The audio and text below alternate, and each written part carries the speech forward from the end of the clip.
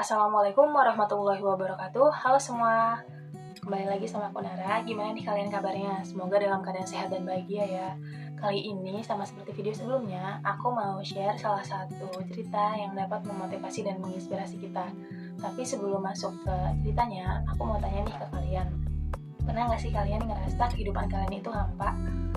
Kayak kalian itu gak seneng, gak sedih, gak bahagia, atau sekedar berharap dan berkeinginan itu rasanya susah banget. Nah, jujur, aku pribadi tuh pernah banget ada di posisi kehidupannya hampa. Kayak ibaratnya aku ngejalanin kehidupan itu cuma sebagai syarat aja. Yang penting satu hari itu terlewati dengan baik. Tapi beberapa hari setelahnya aku baru sadar kalau saat itu aku nggak sadar.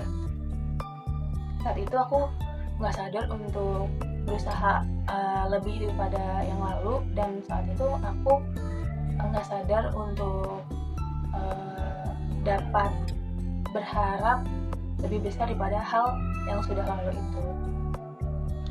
Nah, ngomongin tentang kesadaran, cerita kali ini itu berkaitan juga nih dengan kesadaran agar kita nggak melulu melihat kehidupan kita itu hampa. Nah, ceritanya ini, suatu hari ada seorang anak laki-laki yang bertanya pada ayahnya, "Ayah, seberapa bernilai kehidupan kita?" Kemudian sang ayah tidak berkata apapun dan mengambil sebuah batu dan memerintahkan kepada sang anak bahwa pergi ke pasar dan jual batu ini. Jika ada yang bertanya harganya, jangan berkata apapun dan cukup mengangkat 2 jari saja. Kemudian sang anak pergi ke pasar dan bertemu seorang wanita yang ingin membelinya. Saat ditanya harganya, dia tidak berkata apapun dan hanya mengangkat 2 jarinya. Sang wanita berkata, $2, saya akan membelinya. Sang anak tidak berkata apapun dan kembali ke rumahnya menemui ayahnya dan menceritakan kejadian di pasar bahwa ada seorang wanita yang ingin membeli batu ini seharga $2. Sang ayah kemudian berkata, "Pergi ke museum dan jual batu ini. Jika ada yang bertanya harganya, kamu jangan mengucapkan apapun dan cukup angkat 2 jari saja." Kemudian sang anak pergi ke museum dan bertemu seorang laki-laki yang ingin membeli batu tersebut. Kembali ketika ditanya berapa harganya, sang anak tidak mengatakan apapun dan mengangkat 2 jarinya. Kemudian sang laki-laki berkata, $200, saya akan membelinya. Sang anak merasa terkejut. Kemudian tanpa berkata apa-apa, dia kembali lagi ke rumahnya dan menceritakan kepada ayahnya bahwa ada seorang laki-laki yang ingin membeli batu tersebut seharga $200. Kemudian sang ayah berkata, "Tempat terakhir yang harus kamu kunjungi adalah toko batu mulia dan temui pemilik toko tersebut. Kembali ketika ditanya berapa harganya, jangan berkata apapun dan cukup mengangkat 2 jari saja." Kemudian sang anak pergi ke toko batu mulia dan menemui pemilik toko tersebut. Ketika ditanya pemilik toko tersebut, saat itu pemilik toko tersebut berkata, "Kamu mendapatkan batu ini dari mana? Ini adalah salah satu batu langka yang ada di dunia. Saya ingin memilikinya." Ketika ditanya berapa harganya, sang anak kembali tidak berkata apapun dan mengangkat 2 jarinya. Kemudian sang pemilik toko berkata, "Saya akan membeli batu tersebut seharga $200.000. Sang anak tidak tahu harus berkata apa dan ia kembali menemui ayahnya dan bercerita bahwa pemilik toko ingin membeli batu tersebut seharga $200.000. Kemudian sang ayah baru dapat menjawab pertanyaan seberapa bernilai kehidupannya. Sang ayah berkata bahwa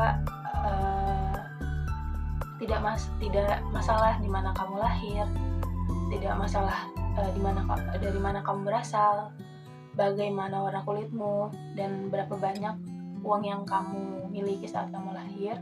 Karena yang terpenting adalah bagaimana kita dapat menempatkan kehidupan kita dengan orang-orang yang berbeda di sekitarmu, atau bagaimana kita dapat menjalani kehidupan kita dengan baik. Kamu mungkin menjalani hidupmu dengan harga batu $2 tersebut, atau kamu mungkin menjalani hidupmu dengan anggapan dari orang-orang yang menilaimu hanya seharga $2. Tapi sebenarnya di dalam diri kita itu ada berlian. Setiap orang berhak untuk